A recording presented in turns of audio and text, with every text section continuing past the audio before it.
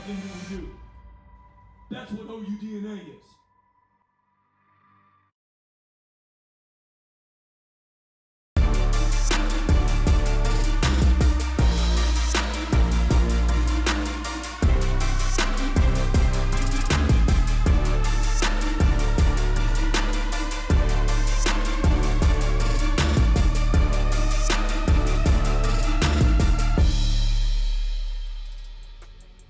I'm feeling a lot of emotions, most of all, excitement.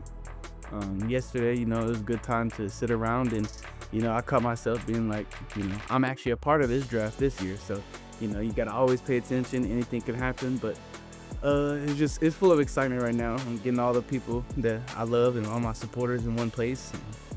Yeah, I think someone who's helped me most in this journey, I'd say it's Coach Venables. When I knew Coach Venables was going to get hired, I knew right then and there I was going to stay. That's a man, a leader that I want to be a part of, that I want to follow.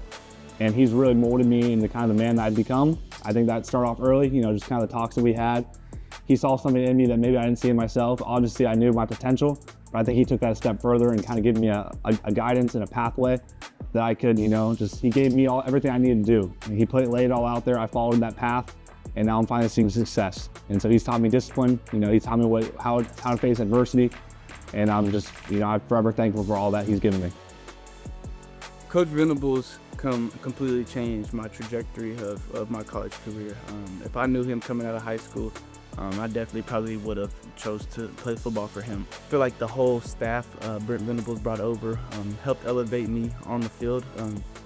Definitely off the field as well, but just Coach Hall, just the mind he has, how smart he is, just learning the ins and outs, and just being a smarter football player. I just feel like he really set me up to succeed on the field. Everything we do at Oklahoma is it's all about being professional. I think ever since Coach Venables got to campus, he was preparing me to be a pro. So that's everything. That's how I take care of my body. That's how I watch film. That's how I prepare for games. That's how I practice. So ever since, he kind of brought that culture, it was preparing me for this moment. I did it the right way. I feel like I'm not perfect, nobody's perfect. I didn't do it the perfect way. I would have to definitely fish for an answer, but I feel like I did it the right way. I feel like I came in with the right mindset to work, hang around the older guys, some of those older guys who will be here with me tonight for the draft party. Those guys just take me under the wing and show me the ways on and off the field, and it's just a huge shout out to the guys.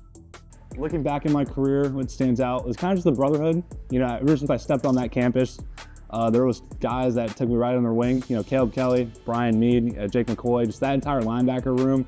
David Wagvu, Brian Asamoah are just dudes that, as soon as I got there, kind of coming as a freshman, you're a little intimidated just by the older guys, and they came out of their way, just kind of pull me along and try and help get me ready. And I think as my time went on, I tried to do that for the younger guys. Coming in together to Oklahoma, he's from Florida, I'm from Texas.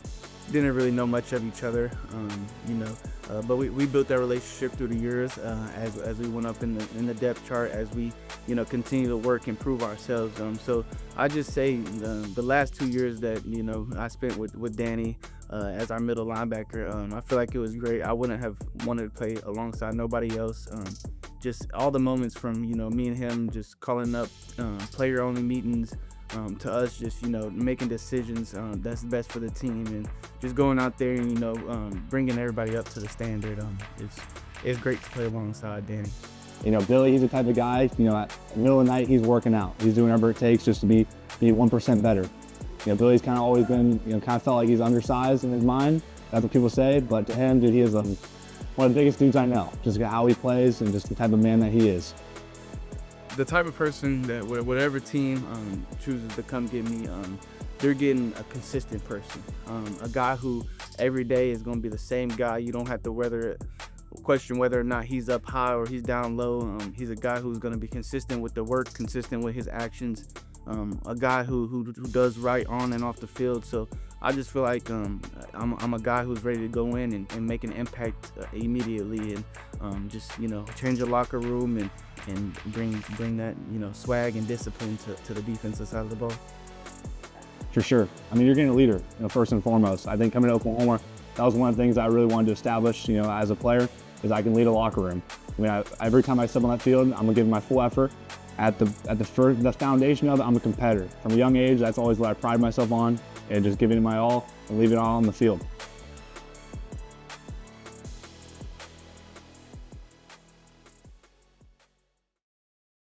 Yeah, that's how it goes, man. It's a business.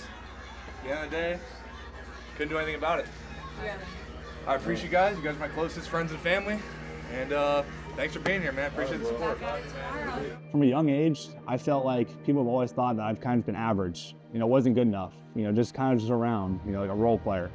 And I've always kind of took offense to that. Even when I got to Oklahoma, coming out of high school, being like a 3-star, I've always kind of felt disrespected just in that process. That I always felt like, deep down, people that know true how good I can be is kind of my family, my coach, my close friends. And outside of that, I've always felt like I kind of been disrespecting that aspect. I kind of take that with a chip to my shoulder. Any game I go into, I'm always, kind of saying those words. It's like, you're average, and you kind of get me fired up.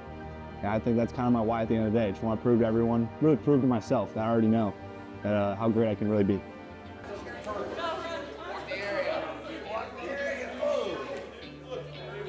Danny. Yes, sir. Hey, Jeff Ireland. How you doing, man? Doing great. Family around you? Doing great. Yes, sir. Tell your damn dad to answer the phone. I know, he doesn't pick up right away. I was going to call him to tell you that we were taking you. I really appreciate that. Thank you so much, Hey, man. I'm gonna listen. Tell your dad and Susie hello, and I'm going to put you on the phone with Kellen Moore here. Here he is. Yes, sir. Danny, How you doing, Coach? we are so fired up to get you here. Celebrate this thing with your family, have so much fun. We love evaluating you and watching you through this whole process, and we're fired up to get you. I'm a Saint.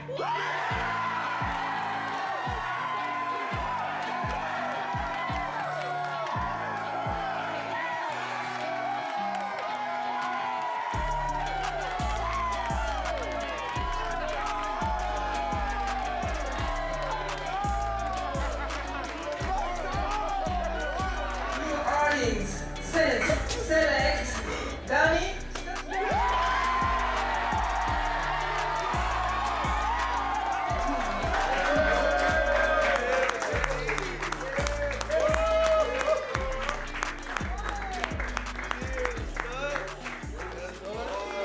Billy Bowman Jr. What's going on? You ready to be a Falcon, man? Hey, I ain't never been more ready. Hey, y'all made the right choice, I guarantee you that. Hey, we have no question. You waited long enough. I don't know why you waited this long, but this was meant to be, all right? Yes, sir. Yes, sir. You ready to come here and compete? Hey, I'm itching to get there now. All right, I'm gonna put you on the phone with Raheem Morris, and then you're gonna talk to our owner off the blank, all right? All right, yes, sir, cool. All right, man. Billy, what's up, Coach? Congratulations, man. Yes, sir, I appreciate it, man. Yeah. Hey, man, we're fired to get you, man. The man of your character, the man that you are, the stuff that you do to the game. Man, we are so fired up and happy to coach you. You got a bunch of happy coaches right here right now, and a bunch of happy personnel people, bro. Yes, sir, for sure. Hey, man, here's our owner, Mr. Blank. All right, let's do it. Hey, Billy, how are you? It's Arthur Blank. What's up, Mr. Blank? I'm great, man. I'm blessed. Well, good. We're also blessed. We're also blessed having you part of the Falcon family. We'll look forward to having you here in our facility and getting a chance to spend some time with you, and I look forward to meeting you. But congratulations. You had a great career for sure, and I know you bring all that great stuff to the NFL. So on behalf of the Falcons, so take care. Sure. You travel safely, and say family look forward to meeting them as well. Okay? Yes, sir. I look forward to meeting y'all. I'm ready to roll. Yes, sir. Great. Perfect. Thank you, Bill. All right, thank you. Yes, sir. Thank you so much. With the 118th pick in the 2025 NFL draft, Billy Bowman.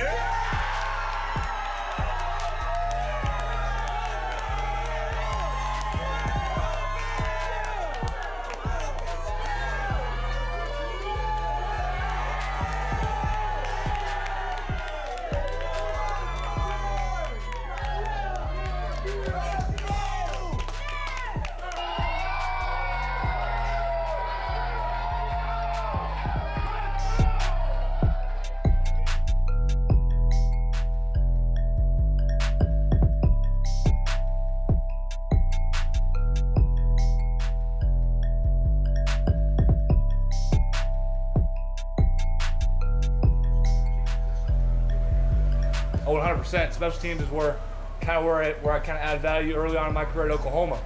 The best players are the ones that play special teams and go out there and play defense. And so that's what I try and do. And looking at other players, you know, it's hard to kind of just, you know, emulate. You know, I try and take stuff from, you know, great players all over. You know, at the end of the day, I am my own player. I mean a little bit. You know, obviously there's a lot that goes into the process, but you know, you just got to take the most of the opportunities that you're presented with. And I think I capitalized on that. Whatever it took to win. Me as an old guy, just emotional, like almost started crying whenever the moment happened. Just seeing Bill come in, knowing Bill whenever he came in as a freshman, seeing how detailed he was, how focused he was every single day, and like just seeing like the compound of it every single year. Him being like the first one in the room, first one to leave or last one to leave, and just like seeing all his dreams come true, man, it just makes me want to cry. So happy for Bill, and then ready to go to Atlanta, man. Yeah, like you said, you know, I looked up to Bill, a big brother to me, and he, you know, taught me everything I know, and I'm just happy that he got to enjoy this moment, and I'm ready to go to Atlanta.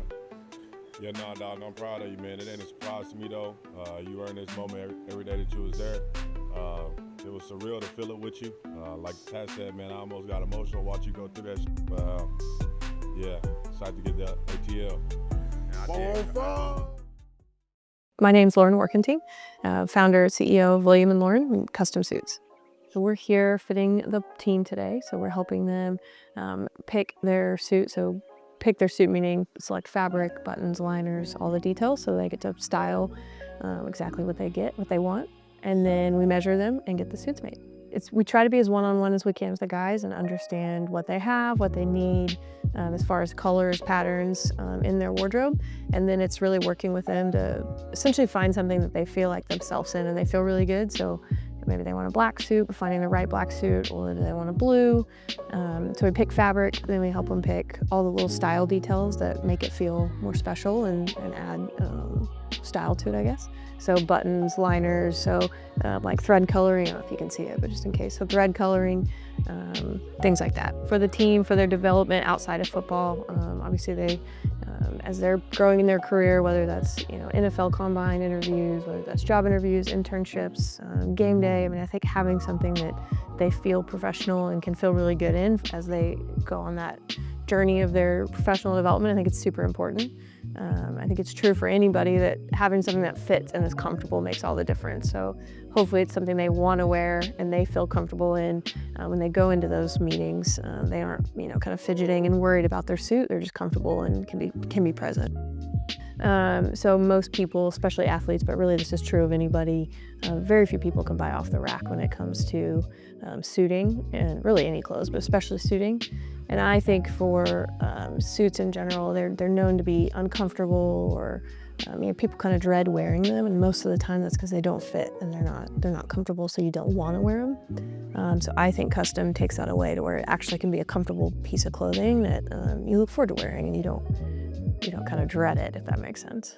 So I got into this really to help make custom accessible and to help people feel good and to find ways to take what is considered, I would again say, a boring piece like a suit and find ways to add personality to it so that everybody feels really good in whatever they're wearing it for, so that they, again, aren't dreading it and they can be present and feel confident. And obviously for football players, right, they're confident on the field. How do we make them feel that same confidence in interviews and meetings? That's true for anybody, so yeah, that's why I got into it. Yeah, so I would say for a normal person, custom suits can move with you. Like we leave room, so we're, you know, natural human variation, 10 pounds here and there. But for the football team, knowing the workouts they're going through, we measure, since we're starting to measure early before they hit summer workouts, we are allowing for, essentially we leave room for them to grow and to bulk up. Just knowing they're going to. And then through the summer is when we do any final tailoring. So if they didn't grow as much or if they grew more than we expected, we come in and make adjustments so that nothing's too tight. You know, we don't want something they're gonna rip or it's uncomfortable, going back to what we said. We want them to not feel like they're forced to wear the suit on game day, that they really look forward to it and they feel good in it. So yeah, we'll do those adjustments through the summer. And last season we really didn't have, we had a couple we had to really adjust though. It's the younger, you know, those younger freshmen, but yeah, we account for that in our measurements. There's gonna be some interesting ones, that's for sure. There's been some patterns. I won't name names, but yeah, there's been some good ones, but yeah. Awesome. You'll see them on game day.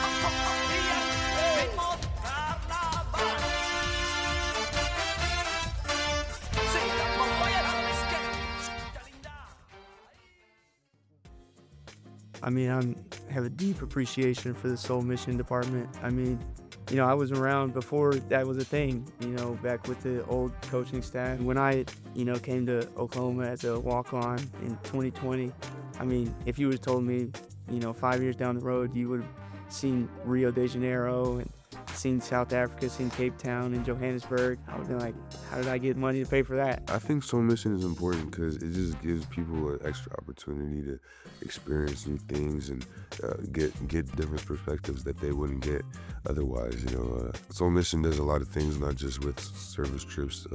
They help us with internships. They help us with opportunities in different other areas, and a lot of other places don't have that. I had never experienced a group like Soul Mission, and so for me to see how they provide us with opportunities and things like that, like even this hoodie that I'm wearing is from them. We had these business executives come in and teach us how to do interviews, and I wound up winning the interview contest, and so this hoodie comes from them. So it's just like they've given me a lot of opportunities to meet people in high places and to figure out how to become a better representation of myself in the university and everything. So it's been super cool. Yeah, it was really my first time on a plane.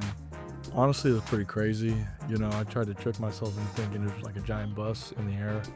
It wasn't too bad. I mean, the landing on the planes were kind of rough, but you know, going to a whole other country was, you know, because you see it in like textbooks and stuff and online, but it's different when you're really there. My favorite moment was when we were dancing. Yeah, we were dancing in a circle, and some other people joined in, and we were just all dancing. Christ the Redeemer was amazing. It was super cool to go see it and be up close next to it, because I'd seen it in 1,000 pictures and things like that. But when you're actually there underneath it, you realize just how big it is. And I was talking with John, one of the camera guys, and we were just wondering how they even got it up there, because it's just absolutely massive. And it was really, really cool to see it in person and just kind of behold how big it was. We ate with the kids. We had meals with the kids. That was a good opportunity, which we handed out gifts to them as well. I bonded with some of the kids from when we were at the beach, and also when they were teaching me how to dance. Teaching me like a 3-step. That's something that they do in the samba dancers. That was pretty cool. That they were teaching me that. And we also made a handshake with one of them, so it was pretty cool. Like, that's my hermano, my guy. I think my biggest life takeaway from this was just like how absolutely blessed I am, because when I was over there and I saw how the kids grew up and I saw the favelas from a distance, it was just like, I have it really, really amazing here. And it's just, it reminded me of that again. And I already know that, but at the same time, it's a good reminder to see it in person. Like I'm from a place where I can drink clean water straight out of the tap. I can go do whatever after the sun goes down, and it's fine, but there it's not like that. So it was really cool to see that and just to apply it to my own life back here. Just spending time with them on the beach. I mean, jumping in the water, you know, throwing them around a little bit, like tossing them up, letting them land in the water. Like, it was just super fun. And then we played soccer, played volleyball on the beach. I mean, it was just a blast, you know, just hanging out with them. And then we got to take them to dinner and like just hand them out gifts. And I know for me, like, I was able to write them little note cards, and I've talked about, you know, making sure they have dreams that they're willing to chase. So I would write, like, you know, Jeremiah 29:11, like, God gives you plans for hope and a future. So just stuff like that, like, that's something I was able to do for them. And, you know, I mean, then we started using Google Translate and like just having conversations through that, and it was awesome. Like, I don't think I quit smiling the whole night. So I just had tons of fun, and they were super appreciative and just great kids. Like, they had just great spirits. They were like tons of fun, and they seemed to just enjoy being around us. Like, it was just mutual. We enjoyed each other's company. Just to be able to go and see the world like that, I mean, obviously that's super, like, just beneficial to my life. You know, stories I get to tell to, you know, my kids, and, you know, just in the future, just to have that under my belt. But I mean, just the way that they're able to pour into me. I know everybody that's worked in the Soul Mission department, I've had a relationship with and strong relationships with, and they've all poured into me and helped me and pretty much guided me along my whole collegiate career. And I mean, you know, to have that, it just seems like a huge plus. And it's something that, you know, I I want to maybe pour into when I'm done here. You know, like I wouldn't mind coming back and having a role like that, because I know how important it is to pour into the soul and to feed the soul. And that's, I mean, it's soul mission. You know, that's exactly what they do, and it's just a blessing to have them around, and I'm super thankful.